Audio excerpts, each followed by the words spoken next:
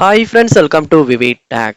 இந்த வீடியோல நம்மளுடைய Samsung Galaxy மொபைல்ல டிவைஸ் அட்மின் அக்சஸ் ஆப்ஸ் அப்படின்ற ஒரு ஃபீச்சரை வந்து எப்படி எலோ பண்றது இல்லாட்டி எனேபிள் பண்றது அப்படின்றத தான் பார்க்க போறோம்.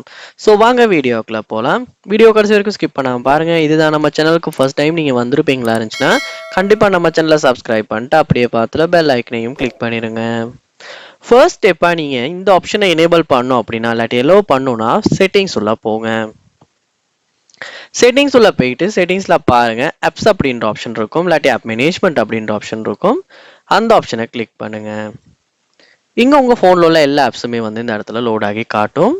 இதுல நீங்க மேல பார்க்கலாம் கார்னர்ல 3 டாட்ஸ் இருக்கும். அந்த 3 டாட்ஸை கிளிக் பண்ணிட்டு இதுல ஸ்பெஷல் ஆக்சஸ் அப்படின்றத கிளிக் பண்ணுங்க. கிளிக் பண்ணோன்னு உங்களுக்கு இங்க டிவைஸ் அட்மின் ஆப்ஸ் அப்படின்ற ஆப்ஷனை பார்க்கலாம்.